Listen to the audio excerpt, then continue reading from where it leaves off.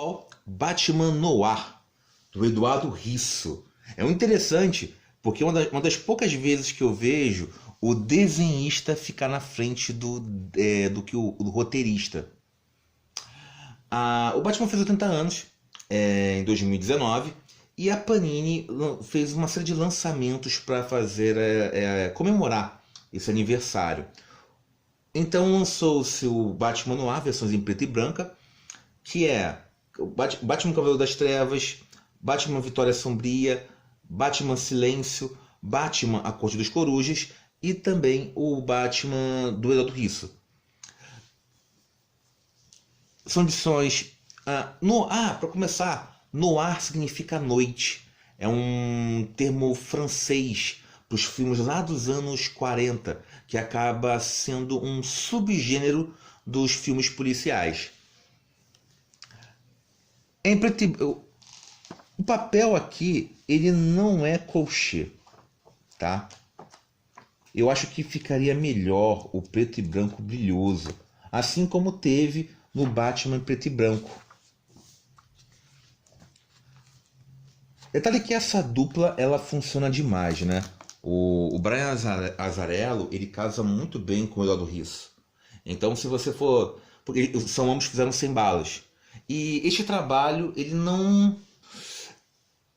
Ele tem algum flerte, algumas vezes ele não alcança o nível de 100 balas, tá? Não alcança. 100 balas tá muito mais à frente. Por mais que nós temos um personagem carismático, o Batman, ele, frente aos personagens que existem da DC e da Marvel, eu sempre defendo isso. Ele é o personagem que tem a melhor média de boas histórias, tá? Se você for olhar, o Homem-Aranha é muito mal escrito. Ele sofre por o que acontece com ele e o que os roteiristas fazem. Você vai olhar para o Super-Homem, é muito maltratado, tem algumas histórias que são intragáveis. E o Demolidor, ele teve aquela fase com o Frank Miller, depois foi castigado, abandonado, aí teve lá uma fasezinha que foi legal, aí depois, mas o que realmente estoura é a fase lá do Kevin Smith, aí vem o Joey Quesada, tentando manter um pouco a pegada, mas não conseguindo, mas a arte espetacular, e vem aquela fase do Brian Michael Bendis, tá? Mas por que eu tô falando isso? Média de histórias, tá? Tempos longevos se mantendo. E o Batman, ele não sofre tanto com esse mal. Parece que os roteiristas, por gostarem do personagem, acabam caprichando mais.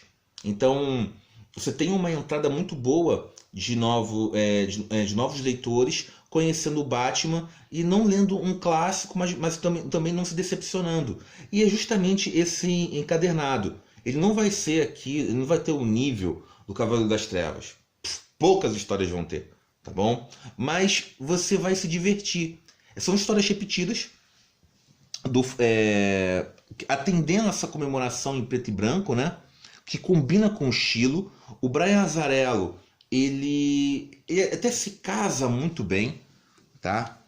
Ele coloca... Temos uma aventura, não é essa aqui, não é. É uma curtinha, ó, que é o Cicatrizes, que é bem fraco. Mas você vê o Risso, ele fazendo a mesma coisa que fez em 100 balas, tá? Olha só, essa mudança de câmeras.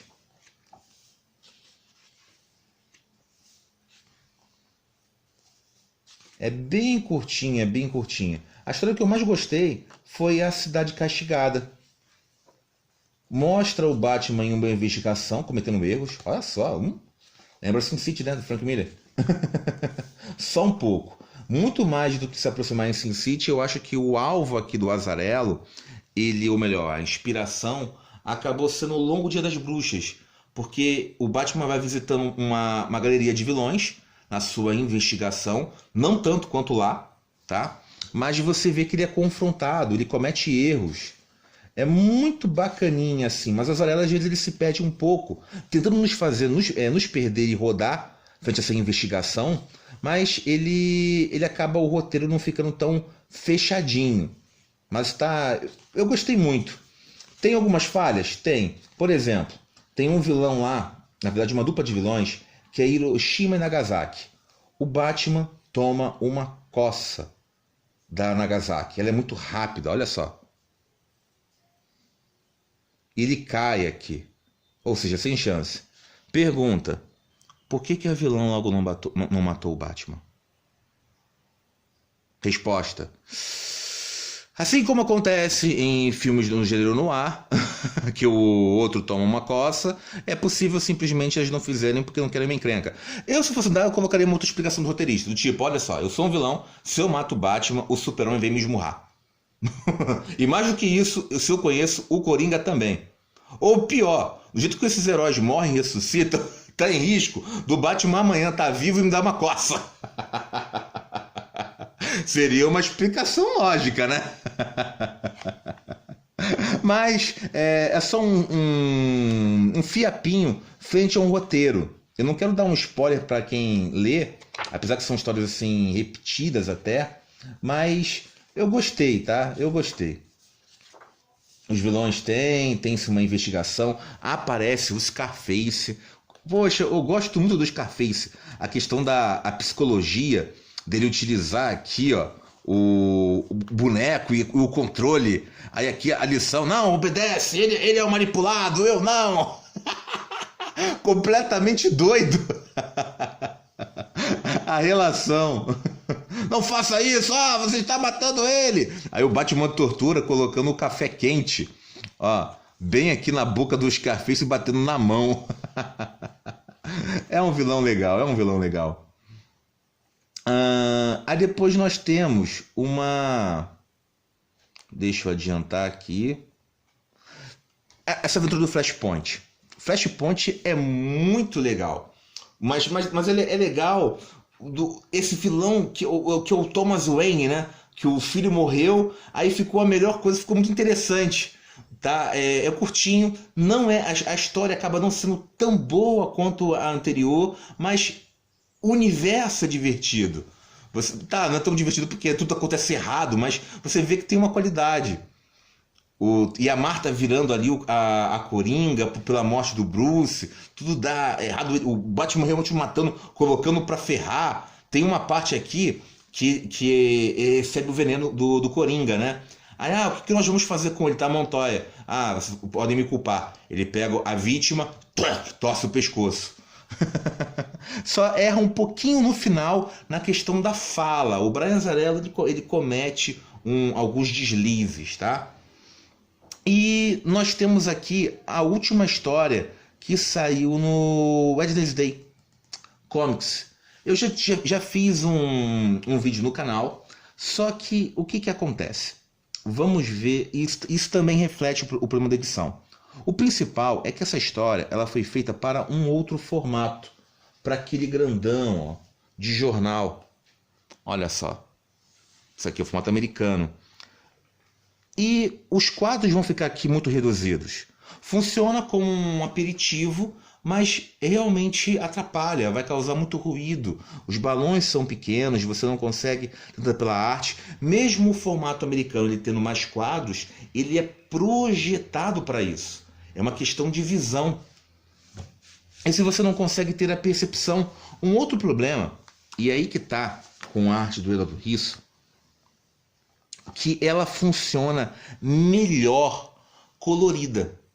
Por mais que ele trabalhe muito bem os traços sombrios, mas você acaba maximizando.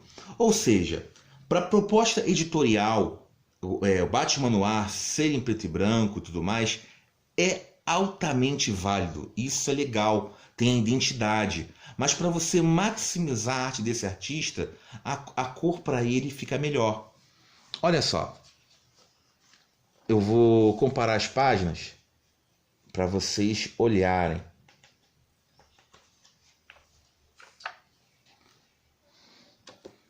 Tá bom, ó. Vamos lá. Estão vendo? Aqui os olhos, reflexo Batman, Gordon. Ó. Vou aproximar para vocês.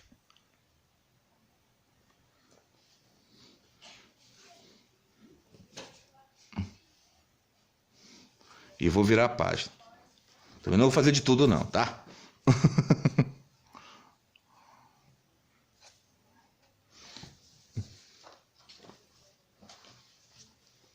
Viu? Essa aqui foi a terceira. E essa aqui é a segunda. Ou seja, em 100 balas foi mais acertado para você maximizar a arte do Eduardo Risso. Acaba sendo um quadrinho divertido. Vale a pena adquirir para... Eu peguei mais por isso aqui, ó.